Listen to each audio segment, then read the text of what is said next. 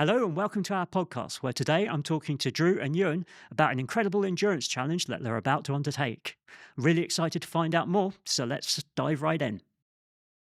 Drew and Ewan, thank you for coming in today for what will actually be the quarry's first uh, podcast. So thank you for your time. Here to talk about Project Endure. Mhm. Let's just start up. It sounds crazy, so just outline what you're going to be doing. Sure. So the endurance challenge part of the project, which I'll be taking on, will start at the end of September at Land's End, the southerly tip of the UK, where I'll then be running on a 1,000-mile route all the way up to John O'Groats over 20 days. So that's 50 miles a day, 2 marathons a day, an ultra marathon a day. And when I get to John O'Groats, there will be a bicycle waiting there for me, and I'll be hopping straight on that and then turning back down the same 1,000-mile route all the way back down to Land's End again in 10 days. So 2,000 miles in 30 days. Yeah, that's the challenge side of it. Where on earth? Where did this start? Where did the idea come from? It was an idea I came up with probably like last summer. I really wanted to do something big following MDS. I really wanted to do something that would make a difference following my experience at the MDS, when I kind of had like a realization about how powerful our minds are and stuff like that. And then I kind of grew a passion for trying to translate that into lessons for other people. So that was like a big project which I wanted to do, and so I needed to come up with something that would grab people's attention. So something that hadn't really been done before, something that really challenges me, something that scared me and excited me, and then that's what I came up with. And I kind of drafted all the project up, got all the ideas ready, but I kind of just like lost steam behind it, and kind of it just went behind, and I lost it for a bit. And then that's when Ewan came in and got a message from Ewan just out of the blue saying, I've been following your running journey, and I was just wondering if you'd like to catch up and see if I could document any of your stories and stuff like that. And then we went out for a coffee, and I think it was about 5 minutes. And I told him, I was like, stop what you're saying. I've got a perfect idea. He gave me 2 minutes to explain it, and he was like, yeah, let's do it. And then from that point on, we've been working on it since. Yeah. What was it from you and from your point of view? What was it that Drew was doing that captured your imagination so much? Well, funnily enough, it was kind of by mistake because Drew had already completed the Marathon des Sables in Morocco. I'd been talking to my girlfriend about hopefully going on a holiday to Morocco sometime. I saw that Drew was doing that. I thought maybe we could marry the two up, right? And so got in touch with Drew, met up, we went for a walk, and then I said, I love that you're trying to raise money here. I'd really like to help you. Maybe, we could make the most of being in the same place together and do something. And he said, oh, that was last April. You'd already done it, right? So I was like, okay, what's next then? And that's when Drew gave me the idea that he'd already been sitting on, which is really in its infancy.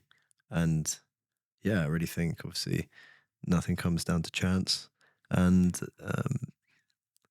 yeah, there's been a lot of uncertainties along the way, and the sort of vision's getting clearer and clearer. But I have every faith that, yeah, the work that we're going to do together is going to hopefully, like I say, if it changes one person's life and it inspires one person to make a positive change in their life, amazing. Do you know what I mean? Hopefully we can do more than that. But realistically, it's just about, yeah, we're going to put all of our passion and energy and love into this. And when Drew's face lit up when he told me about the idea, that's the thing. For me, my only criteria for working with anyone on anything is passion. If people are doing something because, like yourself, starting this podcast, in your authenticity and your truth is, I want to dig deeper into stories and I want to give people truth and give people a new perspective and an honest, authentic perspective on it. So it's like that, and that's what I see with Drew in the running. It's can't imagine doing anything else, and that's how I feel about making films. So yeah, it's a yeah, it's an exciting combination. Also, it's amazing what happens when you have the right coffee at the right time with the right people. Yeah. Who did something. We take you back a bit, Drew, Mhm. because you weren't naturally a runner or an endurance athlete even a few years ago. Mhm. Take us back to that point and what got you going at that stage? Sure. So I think I guess it all starts about 3 years ago, a little bit longer now, 3.5 years ago. I was just not in a great place, struggling mentally, just like kind of had no direction in life, and a few kind of personal events happened to me, and just things. I was in a like really dark place, and just I was kind of had no ambitions, kind of given up on any dreams or like hope I had for the future. So I was kind of just like realizing that I had to look for something to kind of like ignite that flame in me again, to try and get excited about something and just get myself out of that rut. Um, and to be honest, running didn't come to me because I was purposely trying to look for something. It literally came to me in a pub when a mate of mine we were just arguing, and he bet that I couldn't finish an ultra marathon. And I think that was probably like around September time, 2023, and the ultra was in May 20. Sorry, October 2022, and then May 2023 was the ultra. And I said, I'll prove you wrong about that. And then start training in November, and then got to the start line of the ultra in May, and I managed to do it. And then I was just obsessed with it from that point onwards. Um, and I think along that journey, like I just eventually got better because I was chasing something to make myself better. Started learning lessons along the way about how doing things like this can make you a better person, stuff like that. And I was eventually getting better. And as I was doing those races, I was constantly aiming my ambitions higher and higher. And um, got to my next race after that, which is a 24-hour run. And then after that was MDS. And as I said, and then that's really when everything like ticked for me, and like this spark kind of went off when it was no longer just about running. It was more about that whole bigger picture. I realized that if there's a way that we could teach people, you know, translate these lessons from these physical endeavors into something mental, we could really help people like easing their mental suffering and just day-to-day life stuff. Um, like I know like the answer to that day-to-day suffering is definitely just lies within our own heads. It's just how we get that message across. And that's pretty much the like summing up my journey from running so far. Yeah.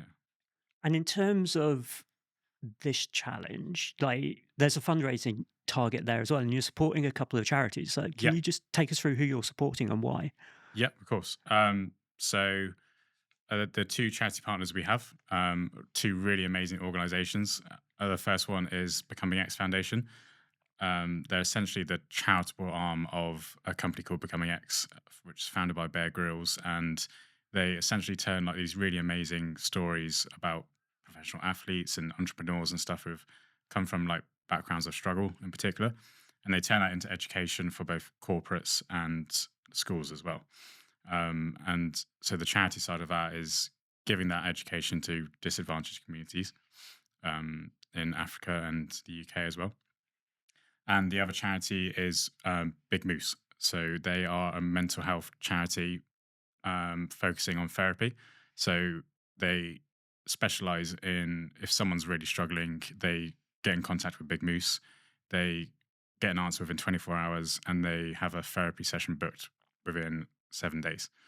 And then that person goes through that course of therapy completely free of charge until they graduate, and they're in a much better place after that. So those are the two charities that we're kind of using behind this project, and they allow us to tell a story, quite a high impact story of both starting with struggle with the Big Moose side of things, and then leading that through into like a personal transformation into the Becoming X side of things, where their mission is to create a world where everyone can realize their potential. So we now suddenly have these two partners where we can tell this really powerful story, like across a journey in the film, hopefully. Yeah. And there's got to be some real big logistical challenges behind this, and to get it documented as well at the same time. Like, can take us through some of the planning that you've had to go through and what you're expecting out there. Yeah, I mean, I don't think Ewan fully knows what to expect yet because he's got to live in a van with me for a month after running and cycling all that time. So I think there's definitely a big challenge for Ewan to accomplish here as well. But yeah, I mean, logistically, it is like a nightmare because we have to sort a van out, and obviously the safety side of it is huge as well. Like it'll be a lot of it will be on A roads and country roads and stuff like that. So safety is a massive factor, and getting Ewan the correct exposure to me and everything he needs to be able to get uh, like the filmmaking side of things right is obviously crucial. Um, and the money doesn't come from nowhere as well, unfortunately. So we have to get the corporate sponsorship behind us to really fuel the mission as well. So that's a huge challenge, but yeah. And is the idea you're sleeping in the van each night then? Or is Yeah. there any comfort along the way? No, just a van. No, we're not affording for any comfort. So that we want to make sure we can get as much of the budget as possible into Ewan's hands to make the really good film, and then to ensure that 100% of donations go towards our charities as well. We want to be really clear that every pound that people donate to the project goes directly to the charities. Everything else will be funded through corporate sponsorship and stuff like that. So the actual project will be funded through the corporate sponsors, which will Yeah. will raise, but then anything that the public donates will go to charity, essentially. Yeah, Yeah. exactly. I mean, I guess we've seen with some of the endurance challenges that have become really caught the public's imagination, thinking like the toughest geezer or Yeah. this kind of stuff, like how important the storytelling is behind those projects. So from your perspective, what are you looking for out there, or what are you expecting? Oh, mate, I go with the flow in every day of my life. I really don't expect much, and I work with what I've got. Naturally, anything could happen. You know, it's a project that could take over a month. Well, it will take over a month if he completes it, and that is a long time, and that's a lot of footage to be working with. And we're not going to be using all of it. From a storytelling perspective, it doesn't matter what happens out there to me because at the end of the day, mental health, right, is something that naturally, not naturally, actually, quite the opposite. People split up the mind and the body into, okay, you've got a mental health issue.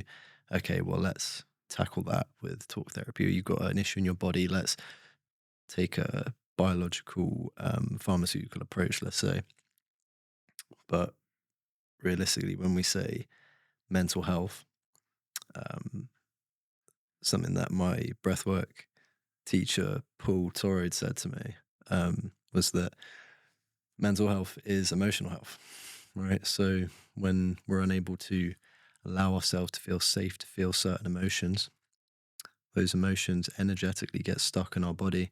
And then we retreat into our head because it's the only place we can feel safe. It protects us from feeling this pain, right? Because feeling pain is dangerous from a survival standpoint, from like this primitive reptilian brain perspective. We don't want to feel pain, right? We want to avoid it at all costs. So I think to come back to the question from a storytelling perspective, it doesn't matter what happens because it's about how Drew responds. It's about how we respond to events that happen in our life. It's about how we respond to the feelings that it brings up. So Drew could complete it. He could complete it and it could be incredible. It could be a victory of sorts, you know, it could be, you know, the biggest thing he's ever achieved in his life. Or touch wood, Drew could get injured on the first day and then the projects could put, then what? It doesn't matter. To me, it doesn't matter. Obviously, I want to see Drew achieve and I want to see him elated, you know. But in that vein, it's about how he responds, you know. He's going to have to overcome challenges either way. Do you know what I mean? So it doesn't matter what happens. Yeah, the film is about reframing our approach to these challenges and how we respond to them. And also, I think really, really like getting across that support, right, Yeah. is the most important thing, right? We need to live in community. We need to be able to share things with people. Obviously, talk therapy, like you get with Big Moose, is one step that people feel safe to take to because sometimes people don't have that in their community. if you don't have a partner or a parent or someone close to you that you can actually be vulnerable and honest with. But yes, support's a really big thing. So for me, bring it back and I'll finish the question, is essentially from a storytelling perspective, it's thematically, um,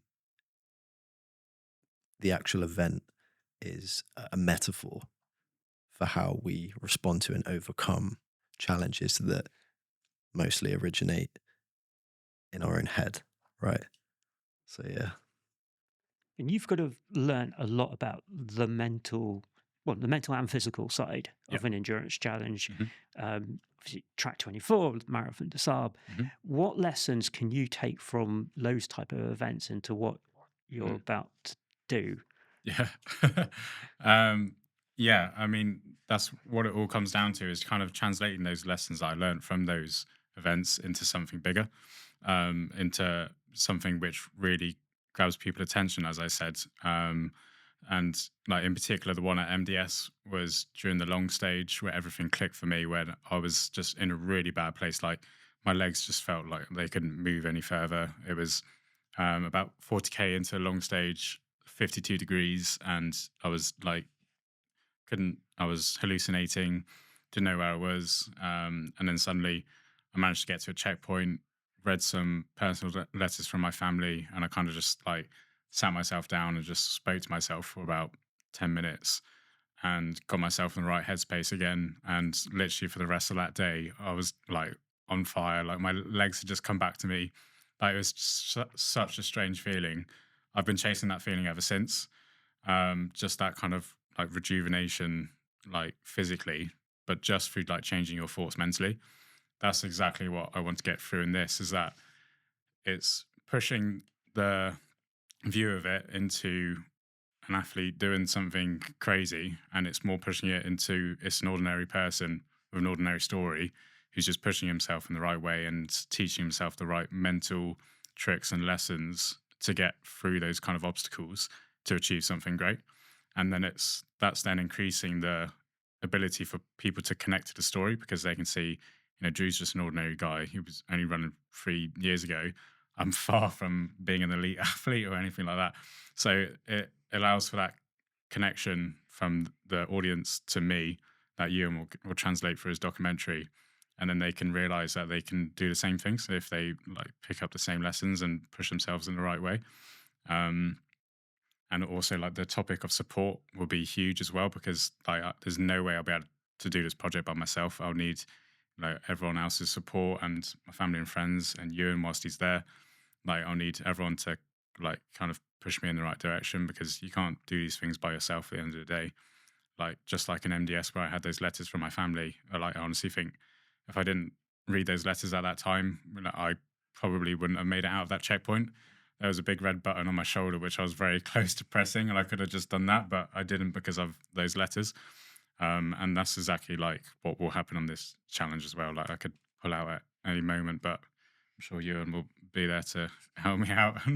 Bully him into carrying on. Yeah, yeah, yeah. What does the preparation look like from here? Like, it's only a few months, isn't it? Yeah. So I'm very lucky to have my own coach, who does everything from me, from nutrition to gym work and stuff like that. So it's all planned out for me already.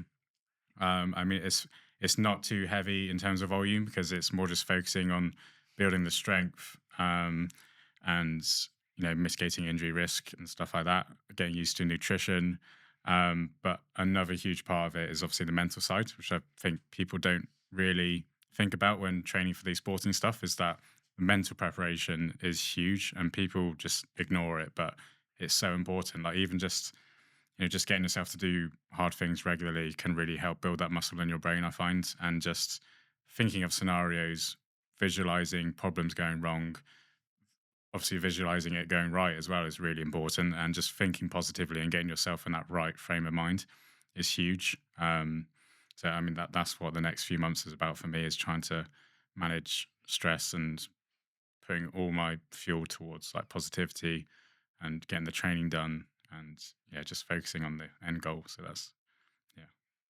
And does nutrition come into this as well? Um, I mean, Or should nutrition come into this as well? yeah, I mean, during the project, it's definitely a huge obstacle to navigate because it's such a sensitive thing. Especially for me, I've had some problems on races in the past with my stomach in particular. Um, so that's a huge thing that my coach is working on with me, and we need to make sure we get right. But I think it will be more a case of just eating anything and everything that I can that I can stomach. Yeah, that'll be a huge part of it. Yeah. So, if anybody's listening and watching Mhm. or reading about this, how do they get in touch with you? What kind of support are you looking for? So all our social media stuff is on my page at Drew Keeps Running, and a lot of it is also on Ewan's page at Champion Smith Creative. Our website is projectsendure.co.uk. So everything will be posted on those socials, on the website, all the preparation of my training. I'll be doing some stuff based around like kind of running mindset and like my mental health journey and stuff as well. And then obviously during the challenge, you'll see daily updates from me, and as I'm running and stuff like that, I'll do some funny stories, no doubt. Yeah, and after that, I suppose it's just a case of keeping up the momentum. So it's all about the social media stuff where we can get that story across. So, just talking about those charities as well, there are obviously national charities there. So, what basis or what interest do Guernsey people have in that? Sure. So, one of our mental health charity partners, Big Moose, is a really important one to us. It essentially came about with a conversation with a friend where they informed me that there's actually no accessible therapy service available in Guernsey anymore. If you were someone that was really struggling and you're in a really dark place and you went to go and find help, your kind of only options were to have the financial resources available to pay for therapy, or if you went to a GP, you'd be referred, but you're going to be hit with a long waiting list. So immediate and high quality support just isn't here on the island at the moment. And when we realized that, we just realized that that's just not acceptable. We're not sure how it's gone under the radar. That is just not there, but that is something that we really care about. And then that's when we found Big Moose, and that's kind of a huge part of this project is that we're introducing this proper high quality support, this holistic therapy service that we can bring to Guernsey and make islanders aware that this is available for them. So essentially, what the service is, if there's someone that's really struggling, they can get in contact with Big Moose. They'll hear from them within 24 hours, and then from there, they'll have a session with a therapist booked within 7 days. So that gives that instant access to really high quality support that islanders need and deserve to have. Um, like said, we're not sure why it's not there at the moment and why there's so many obstacles to get through to that support. So that's a huge part of this project for us is that we're bringing this service to islanders and making them aware that it is available. And if you are really struggling, then there are options and there are people that really care that are just like waiting to hear from you. So that's something massive with this project. And I think they have an average graduation rate of about 3 or 4 sessions or something like Yeah, that. Something yeah. like that. So which is incredible, really. And that really just shows how just having someone to listen to you and to Mhm. feel seen and heard and to be witnessed is such an important thing for people mentally, physically, and spiritually is just to feel seen and heard, right? And there's so many issues that Mhm. people face, their conditioning based on um, lack of, or should I say, needs from childhood that were not met, and being seen and heard, uh, being witnessed are the most important ones. So yeah. Also, just wanted to mention as well, the film will be screened at Beaux Jours. Hopefully, nothing confirmed yet, but the film will be screened at a local theatre, probably Beaux Jours for capacity reasons. Then we'll obviously be announcing, and we'll have a build up to that launch, but we're hoping to have at least 2 screenings, maybe 3. We'll see. Get as many people into the theatre as possible. We really want it to be a local cultural event that people are excited for and people remember, and hopefully as well inspire more local storytellers to want to get involved in filmmaking and to present it to the world and to be seen and heard in that way. So yeah, yeah, just wanted to make it clear that we will be holding a screening event for people to come in and sort of join together and set our intentions and create a conversation about something that's obviously really important for local people and everyone. But yeah, That's brilliant. Obviously, we'll keep on top of your journey as well, and Yeah, yeah, we'll stay in touch, and hopefully, we'll get you back in, yeah, definitely. Yeah, talk through it yeah, all at the yeah, end as well. for sure. Yeah, I appreciate your time. yeah. Thank you. No, thank you for having us on.